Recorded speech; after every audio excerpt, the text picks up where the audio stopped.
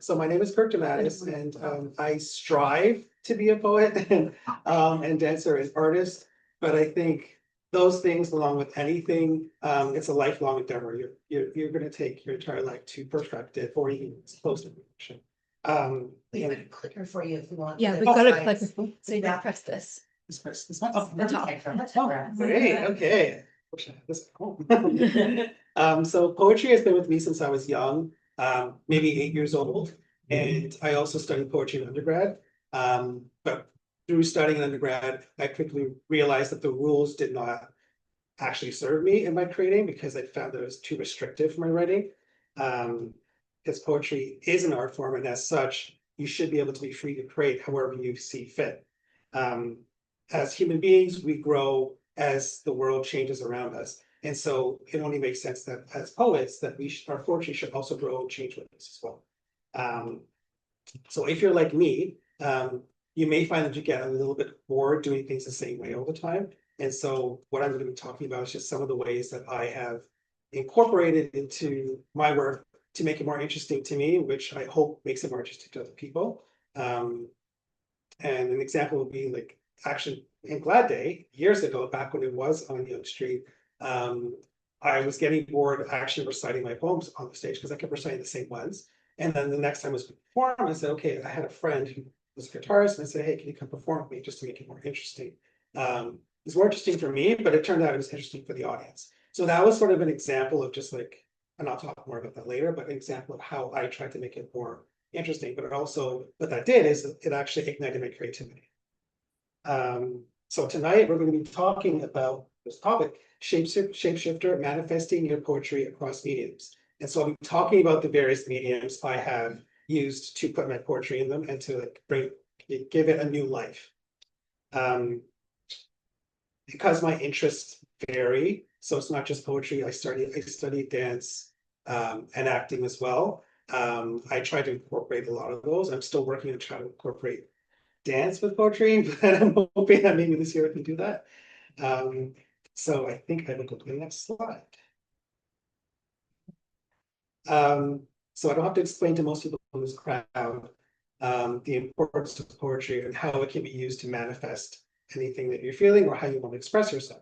And so prior to writing these two books, dialing back when I was 15, lived in Markham, and I grew up in a Catholic household and went to a Catholic high school. I was secretly gay, as in everyone knew I was gay, but I didn't know. It was a secret to me, apparently.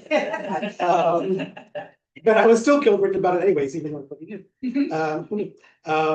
But back then I still couldn't actually talk to anybody about what I was going through. I actually recently just saw a friend from high school, and we were reading through old letters that I sent her, and she was saying the same thing. She's like, you could have just told me. It's like, I didn't know I could tell you this. Like, so it's like, yeah, we grew up Catholic. I get that you were afraid. So what I did is I turned to poetry. And so I would write all my feelings down in poetry, but I would disguise them in metaphor. So that way, in case my parents and my siblings came across my poems, they wouldn't know what I was talking about or guy I had a crush on.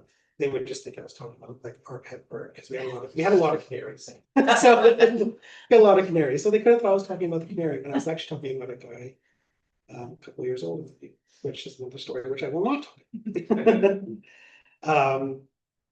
So in my late 20s, I had an opportunity to actually self-publish my first collection of poetry in Wordspeak. And like I took that chance, which I'm grateful for that, because there's opportunities that I passed up on because I didn't have enough faith in myself. Whereas with the poetry, I just kind of pushed forward, said, no, I want to try this for myself. And so that's what I did. So I titled the book Wordspeak because my speaking voice is, right now you can't tell, but it's normally very quiet. People have trouble understanding me. I have a stutter that comes in and out randomly. So I found that the written word always spoke better for me than my actual speaking voice, which is why I called it Wordspeak. But a lot of the poems in that book were free verse, and I'll talk more about that because it was a live performance experience that inspired that book to begin with and how I wrote. And then the second book, Conversations with Skeletons, I started working on a year later. And with that, I I dealt with some personal demons. I want to use my poetry to exercise some of those demons. But in creating this book, it allowed me to tap into other interests that I have artistically and to bring those to the forefront. So one of the things I remember asking myself while I was writing both books was like, is this the only way I can express myself through poetry? Is it just like written and reading it and hopefully getting published or self-published, because both of these were self-published. And obviously the answer is like, no, poetry is everywhere. It exists everything, no matter what, down to what you're wearing. I think poetry is everywhere. And so I explored that more through my next projects. I was going to say next slide. So poetry as performance. I'm taking a couple of examples. First one on the far left, if you can see it, it's Dr. Maya Angelou. So in 1993, she shared her poem on the Pulse of Morning at former US President Bill Clinton's inauguration. And so for many people not familiar with poetry or not even familiar with live readings of poetry, they could have seen it as just like a recitation. But for me at 14, I was like, this is a performance because it woke me up at 14. I was like, wow, the way she delivered that, it's something that clicked with me. And then if we skip over to the middle, we have the recently departed Malcolm Jamal Warner. And this photo here is from 2022. And he was reciting a poem and it's called Asante Song. Because he's released a couple albums of his own doing spoken word poetry. And this particular poem was inspiring to me, but I also see just from YouTube that's inspiring to a lot of other people. And it's because he ends the poem with this one line, which it still gives me like, you are the revolution we do not see on TV. And that, I remember that because I grew up hearing another song which has the same line, which is from Gil Scott-Heron's 1970 satirical poem, the Black liberation / anti-Black racism song, The Revolution Will Not Be Televised. So Malcolm Jamal Warner was harkening back to that message from the 1970s. So just that connection, which I'm not going to talk about samples right now, but I have a whole thing about samples, about how if you sample a certain song, then there's a whole meaning behind that song. And is that why you chose that song? Because then you're adding more meaning. I'm not going to do that, but I just did. But for me, it's like, wow, there's so much more depth to the ending of that poem, because now he's harkening back to this one song, not since that song, and I read all those lyrics. So that just got me thinking about like how you could connect, how words could connect to so many different things and inspire.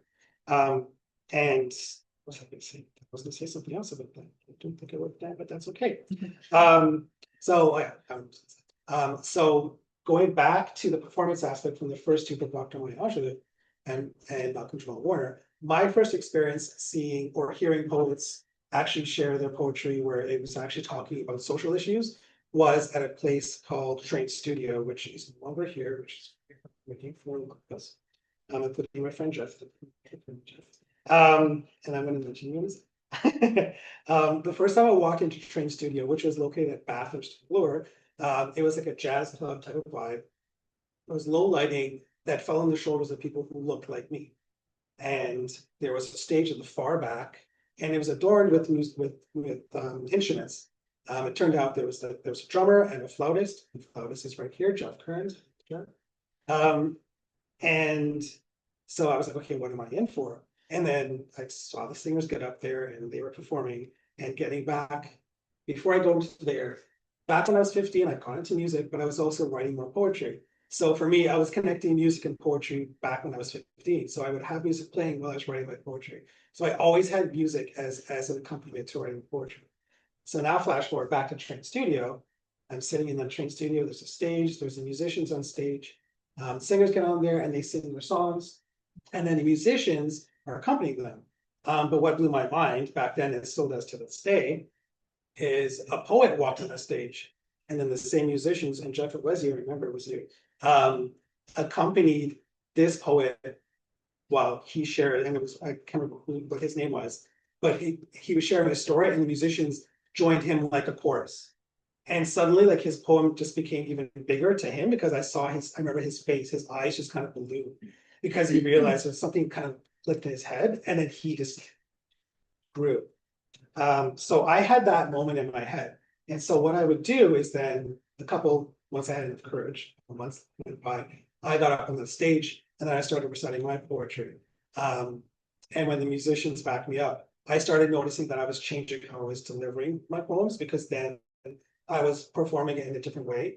I was adding more words, I was taking out words. I was also experimenting with more breaks and pauses. I was giving the poem time to breathe. But I was also giving the music time to breathe. I was waiting for the music to give me an entrance, and then I would continue the poem. So suddenly now the poem had become something else that I didn't even imagine, because it's live performance. So what I was doing at Train was doing a lot of free verse. And doing the free verse actually inspired me to put the first book, Wordspeak, that I mentioned, together, because I wanted to do more poems at Train that were free verse that were in my first book. So if that makes any sense. So I wanted to get up there with my book and read all these free verse poems while the music backed me up. So that's kind of how it started with me, into changing how I would write my poetry, because now I was thinking about writing it to perform it with music accompanying. So when friends would read the book, they would say, oh, okay, I can actually, friends who went to Train, I should say, who read the book, they would say, oh, I can picture this is when Jeff would come and play the flute, or this is when someone else would come and play the drums, that they could actually picture that there were spaces there for the music to come in. So that's what performing at Train Studio and seeing people perform poetry and music, that's how that that's how that inspired that first book. And one thing that I mentioned earlier is just performing with music and music being a part of it. So I delve into that later, where I try to incorporate poetry with my music, or vice versa. So first, starting with a couple things, before we talk about poetry and music, we have to talk about the influence of rap and hip hop. I won't do the whole history because that's too long, but a couple examples of like some of my favorites are anyone from Lauryn Hill to Black Thought to Mos Def, now known as Yassine Bey. But for now, I'm just going to go a couple examples here. But in 1999, Yassine Bey, now formerly known as Mos Def, released his first, and so far I think it's only studio album, I think it is, solo studio album. And he had a track on there called New World Order, and still funky to this day. But it had a verse in there that it's stuck in my head. I can't, I was gonna try to see if I could recite it, but I can't. So I'm just gonna read it. There are places where TV is common as TV, because foreign-based companies go and they get greedy. The type of cats who pollute the whole shoreline have it purified and they sell it for $1.25. And so that, I remember that inspired a couple of my own poems. I'm not saying that they're at level, but it inspired me to write because I wanted to write like that. And then 2 years later, Joe Scott, who's well-known poet, singer, and actor, who also has created some amazing collaborations, poetry and music with Mos Def. She had released her live album, and she included a poem on it, which was more of a live performance, called Thickness. And that one was about men trafficking young girls. And there's this one line that she actually repeats. I don't know if anybody knows it, but she repeats the line. She says the line, and then she hears the audience react to it, and then she repeats it again. And then she says, she's been degraded, exploited, not celebrated, saturated with self-hatred. And then the audience got quiet, and then she said it again to kind of get it in people's heads. So again, that inspired me to write a couple poems, and I had music in my head that I could write to it, but I didn't know how to create that music at the time. So flash forward to back 2010 or so. I was preparing poems for my second book, Conversations with Skeletons, and I wanted to try something a little different with the book. And now I'm going to date myself. I don't know if anybody. Yeah. Okay, so I'm going to date myself. So in 1992, Madonna released. Well, she had a trifecta. She had an album release called Erotica. She had a film called Body of Evidence, and then she had a very well-known and controversial book called The Sex Book. And in the book, she also included a CD, a single track CD, which had a song that encapsulated the feeling and the mood of everything you read in the book. And so keeping that in my head, when I was working on my second book, I said, oh, I want to do something like that too. So I went with a friend of mine who has a home studio, and I recorded a couple of the poems. And the plan was to also create music with it and then put it on a disc and embed that somehow in the back of the book. So there'd be like a CD version or musical version of it. But being the way that we were at the time, I got the poems recorded, but we didn't get any music done because we were too busy jamming or creating something, which wasn't music that we could use. So we missed the deadline. So I published the book without the music. So keeping that in mind, flash forward, 10 years later, my second book, Conversations with Skeletons, is celebrating its 10th anniversary. And I started thinking, how am I going to recognize this? I want to do something to recognize it. And so what I did is, oh, okay, I know what I do. I will take that whole idea that I never thought to do or finish, and then try it again. And so, thanks to having a lovely partner who watched our dog, I spent 4 days from Friday night, all day Saturday and night and Sunday, and most of Monday, recording poems on my phone. Didn't work. But I did, and I'm recording the poems on my phone, and then I was composing the music to go with each poem. So that way the music actually captured the same feeling as the poems. And then I put together an EP, which I then have released on, I think it was, here we go. And I released this EP digitally and on other platforms as well. And I put it out there just for myself, just because, okay, I want to recognize that I did this for 10 years. And then what I ended up doing was, when I sat back, like, oh, I did it. I created poetry with my own music this time. Now, I am not by any means proper, like I'm not a musician like most of my friends. I studied piano as a kid. I played drums horribly in a band that I was in when I was younger, horribly. It's a terrible drummer. And I studied the flute in grade 8, but I'm not a musician. I'm not a natural musician. I'm very like by the numbers. Which is strange because I studied dance and I am a dancer, but I'm not a musician. So, but I still create the music anyways. So it is authentic because I can definitely tell I created it. But this is an example of me manifesting a vision that I had without having many resources and without having much guidance. So other than the internet and a couple of friends that I chatted with, otherwise I just kind of did it. And like you'll see, like this is a regular thing with me, is like I don't know how to do something, I will try to do it the best that I can and just do it, other than just not doing it. Because anybody can have an idea, but it takes a lot more work to push that idea through and to make it happen. And it may not be, it may not be up there like Beyonce or whoever it is, but if you don't strive for that, you're not going to get anywhere. You kind of have to strive because you don't know how far you might actually travel by just trying.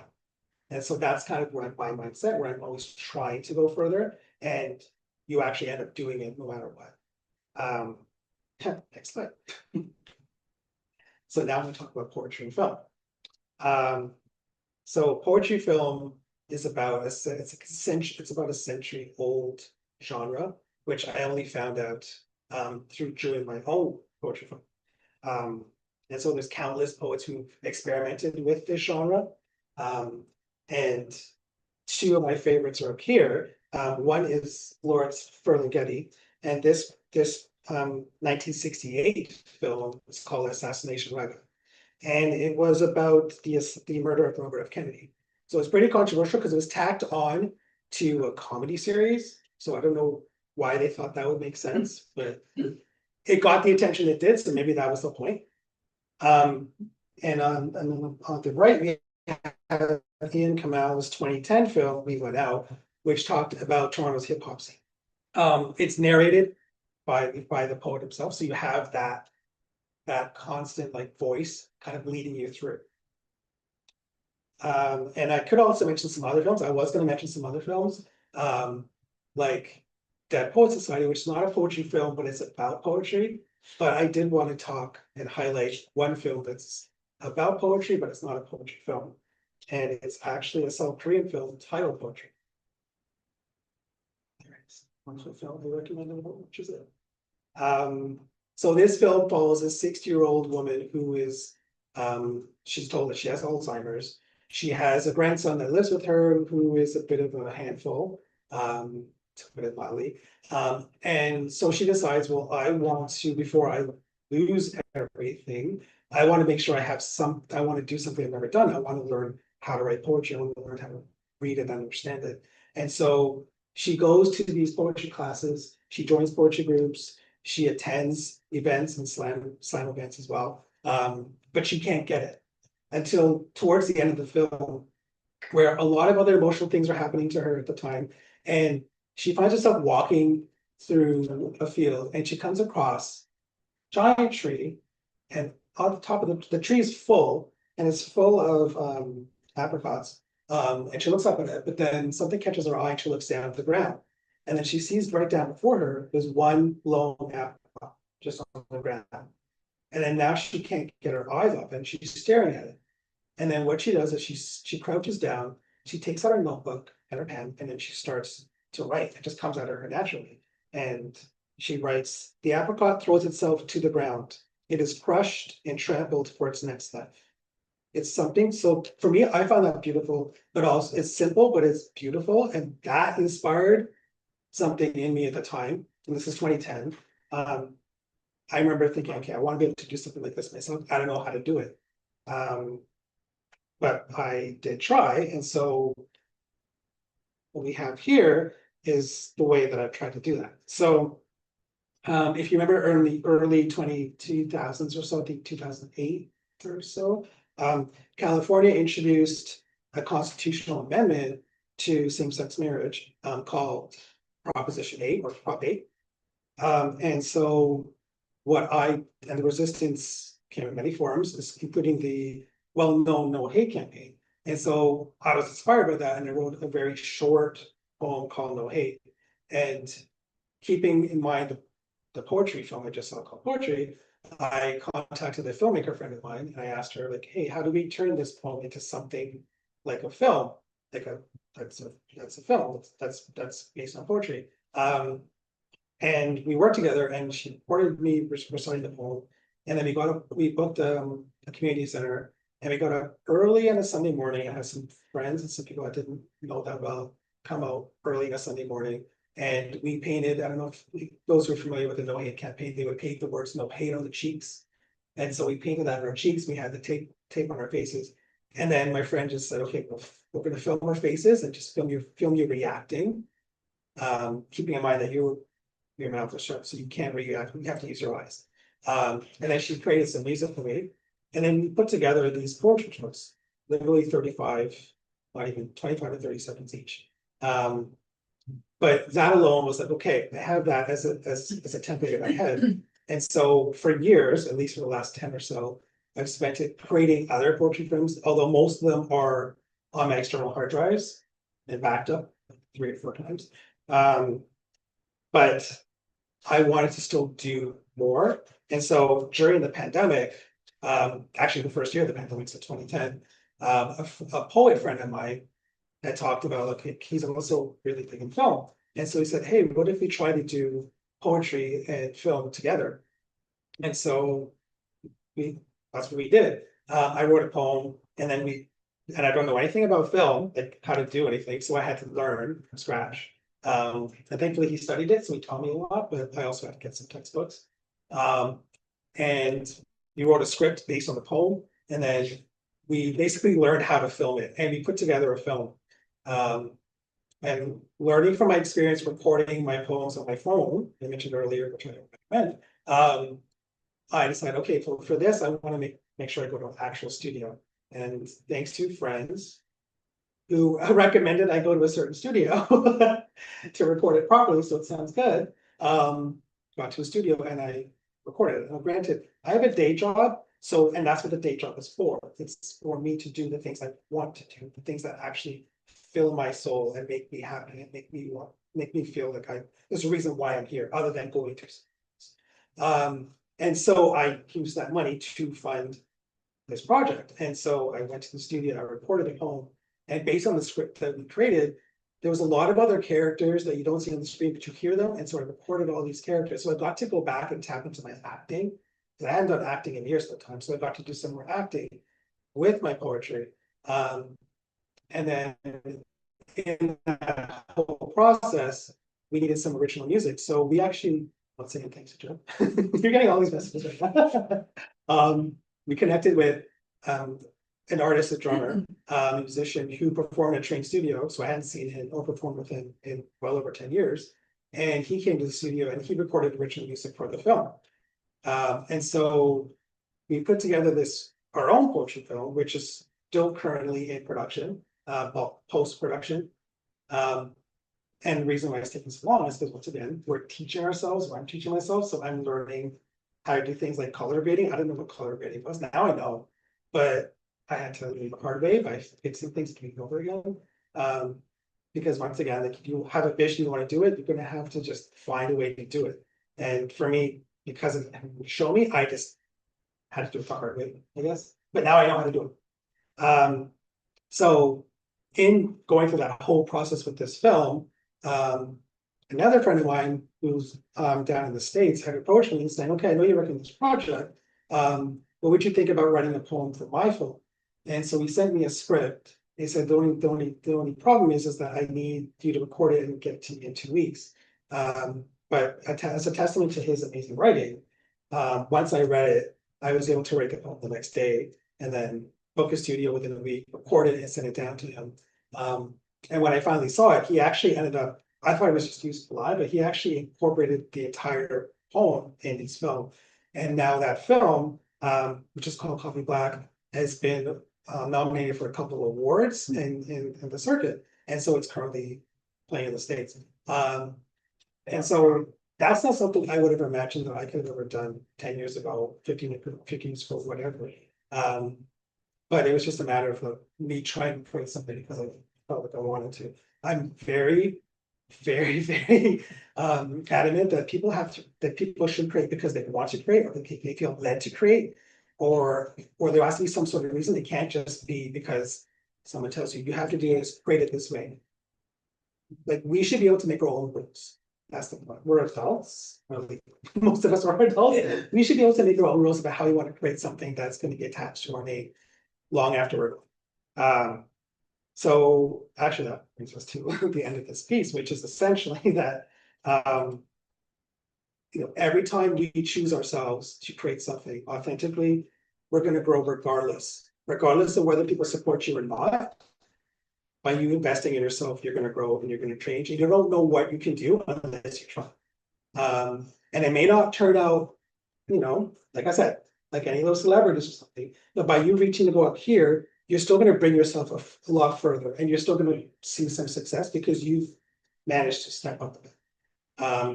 So yeah, that's just a couple of ways how I've tried to make my poetry more interesting to me, then hopefully make it interesting for other people to engage in. Yeah, so thank you for listening.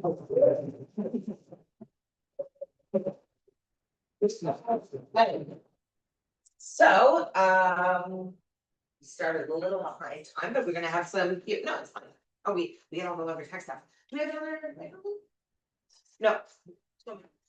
This one might have. Okay, so we're gonna speak really loudly if we have questions. Who's got a question for her? Q&A. Yes, Brett. Difference between poetry and music and song. What would be the difference? Why isn't poetry music a song? Well, I think it is. Like for me, I've always seen song as like the melody, as the sound that you're singing about, whereas like with the music, it kind of includes everything. But it really isn't that different, really, because the way you sing something could also be poetic in the way you sing it. You know what I mean? Like how you deliver it. So I have friends who have created songs and like they're very sad songs, but they're singing it in a way that's happy on purpose because they're trying to make an ironic statement. So then it suddenly becomes, oh, that's actually kind of good. For me, like, okay, now it's become more poetic in how you do it. So I don't think there's that much of a difference because I think like lyrics, like song lyrics, that can be poetry depending how you do it, right? But it's not when it's just like, ooh, baby, baby, baby. Ooh, Yeah, baby. Or if you're rhyming, you just don't care, throw your hands in the air, maybe that's not. Yeah. Unless you're saying throwing hands in the air because you're over throwing. Oh, we didn't know The that. the establishment, Yeah, yeah. and it's different. That's Yeah, okay. yeah. And maybe poetry need not be a melody, like, so there can be music accompanying. Yeah. Music. Yeah. Yeah, So it does specific music, but it need not be a melody, it could be recited. Yeah, for sure, for sure. Yeah, for sure. okay. Any other questions? Then you should guys see. You're kidding, right? No. Yeah, It seems like you had a lot of like talents throughout your life that you like develop and pulled into your creative process, like all different, you did some acting and so you developed that more and you had some foundation for music, so you developed that more. What's the one that you're the most proud of that you like pulled out of your archival experience and developed to use to your creative process? 100% the acting. Nice. Because I did music videos for the EP, and for the last video, it was playing a really dark character, and I grew up Catholic. So Yeah. me playing this, like my mom has not seen the video because I told her you're not allowed to see it because it's a very devilish character. And so I had to really go back to my first acting coach and how he trained me how to get into character and how to stay in the character. And when we were filming it, because we were all friends filming that video, there was joking going on behind the scenes, but I stayed in character the entire time. And I stayed like a really menacing character. And but the greatest compliment I received was a friend of mine saw it. And at the end, like I'm staring at the camera and I'm not blinking. And he says, I don't know who that person is at the end. I don't recognize who that is. That's me. And like he didn't recognize me because of the way I was looking. And I was like, that is the most amazing. I don't know how I did that. I don't know. Maybe it's just, but so yeah, acting 100%. questions? Can I ask one more? Okay. Films, music, all this requires money, right? So how did you manage the funds? Did you get Well, some- not all of it requires money. A lot of it was that's why we used our, so for the filming, we used our phones. So even for the film that we're doing currently post-production, we used our phone to film everything.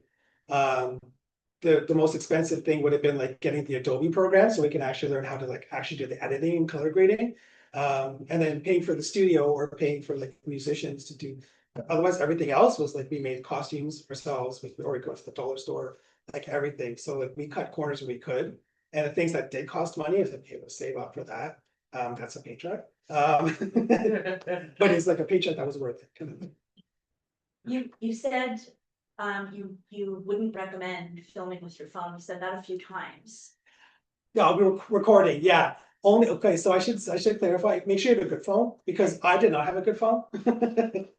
So yeah, I recorded my vocals with my phone, but I used a blanket and I had it over my head to kind of give me some sort of like buffer, but I was getting like my dog walking, I heard her nails against the floor, I heard my partner coughing, so the blanket didn't cover it, because you still need to have some sort of soundproof. Filming, yeah, no problem, because you could turn the audio off, but like for the recording, I was like, okay, you need a soundproof space for that, and the blanket didn't work, the bathtub worked well until you like accidentally touch something, and then you get it, and you just like, yeah. So like for that, I recommend, unless you have a soundproof space, like, just, and like they're not that expensive if you go to the right place. Kensington is the best place to go to. Okay. Thank you so much for.